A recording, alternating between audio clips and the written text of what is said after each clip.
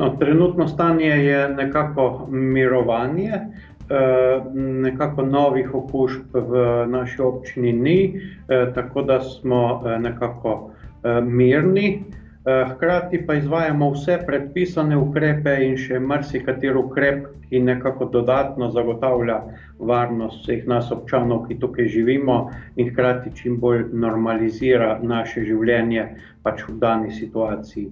Tako da preprečevanje druženja, zaprta igrišča, odprta parkirišča brez parkirnin, tudi ukrepi nezaračunavanja neopravljenih dejavnosti, tako kot je naročila oziroma predpisala vlada.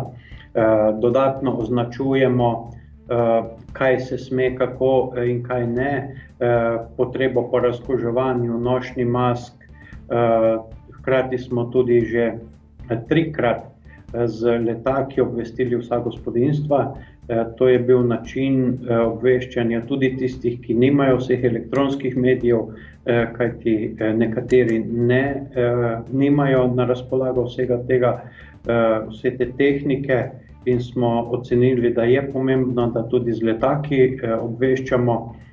So bile sporočene vse potrebne številke, ki so nekako nujne, od centra za socialno delo, predvsem zdravstvenega doma, tudi občine, vseh služb, policije, ki so v taki situaciji potrebne za čim bolj normalno delo. Hkrati pa tudi obveščamo občane o lokalni oskrbi, o odprtju trgovin, o veliko ukrepih, ki so nujni za normalno življenje v tem času. Na današnji delovni konferenci za zajezitev posledic epidemije smo predlagali postopno dodajanje izjem v odlok o začasni prepovedi ponudbe, prodaje blaga in storitev. In pri tem je ključno, da spremljamo epidemiološko sliko in splošno stanje. Na vsakem posamezniku pa je, da dosledno upošteva pravila Nacionalnega inštituta za javno zdravje. Po velikonočnih praznikih bomo postopoma začeli sproščati prodajalne. Gre za vulkanizerje, avtopralnice, mehanične delavnice in servise za popravilo tehničnega blaga. Sem uvrščamo tudi tiste, ki v pretežni meri prodajajo gradbeni material. To je pomembno zaradi samooskrbe in dela na domu. Kasneje pa načrtujemo tudi postopno odpiranje prodajaln, ki v pretežni meri prodajajo tehnično blago. To sta na primer bela tehnika, pohištvo. Vključili pa bomo tudi prevzemna mesta spletnih trgovin. V obdobju epidemije pa proizvodnje nismo in tudi ne bomo omejevali. Praksa je namreč pokazala, da v proizvodnih obratih ni žarišč koronavirusa. To pomeni, da so delodajalci dobro organizirani, zato delo v večini proizvodnih obratov poteka nemoteno. Delodajalci morajo zagotoviti varne pogoje za delo in to sem že večkrat poudaril. Pri tem pa apeliram tudi na delavce, da upoštevajo vse varnostne ukrepe in s tem zaščitijo sebe in druge. Galerijo smo zaprli seveda takoj, ko smo dobili navodilo strani NIJZ-a in pa strani Ministrstva za kulturo za obiskovalce.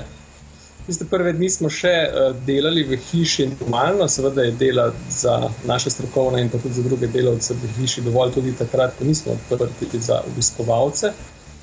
Potem pa, ko so zadeve eskalirale, smo določene ljudi odredili jim delo od doma, predvsem strokovnim delavcem.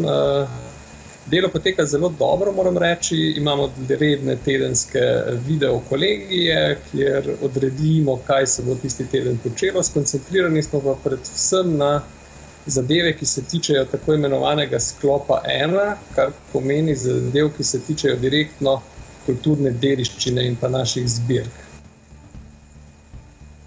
Pri tem seveda veliko objavljamo na Facebooku, na drugih družbenih omrežjih, Pinterestu, Twitterju. Vsak dan objavimo kako umetnino, objavimo kakšno razmišljanje, reminiscenco, spomin kustosa na kakšno razstavo oziroma kako je potekalo delo v tisti razstavi, kaj je bilo pomembno in tako naprej. In Mislim, da imamo tudi dober odziv, seveda smo pripravili tudi neke pedagoške vsebine, ki smo jih posredovali šolam, odprli smo en javni natečaj za otroke do 27. aprila, tako da smo dejavni in smo ves čas v kontaktu z publiko, ni pa to seveda enako, kot je delo z publiko v samem muzeju.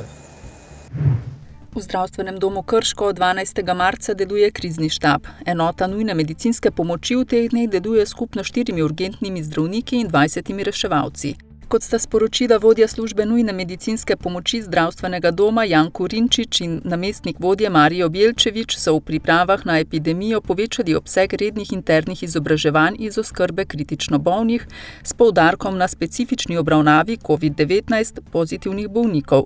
S tem namenom izvajajo in uporabljajo tudi nekatere napredne postopke oskrbe, kot so transportna komora, osebna zaščitna oprema, napredni pripomočki za oskrbo dihalne poti, napredni postopki oživljanja ter oskrbe kritično bolnega. V Zdravstvenem domu Krško so okrepili številčnost ekip nujne medicinske pomoči z namenom, da bo oskrba COVID-19 negativnih in morebitnih pozitivnih bolnikov na terenu potekala nemoteno in kar se da hitro.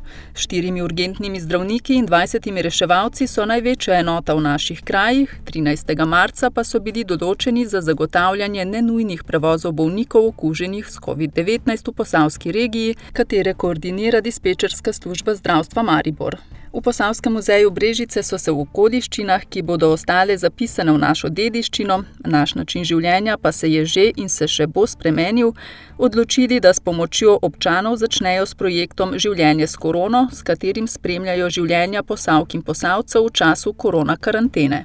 V projektu lahko sodelujete tako, da zbirate fotografije napisov, vrst iz lekarn in trgovin, dogodkov, ki so zaznamovali čas epidemije, zbirali pa bodo tudi videoposnetke, dnevniške zapise, predmete, ki vam v tem obdobju pomenijo največ, zgodbe, zapise, šale.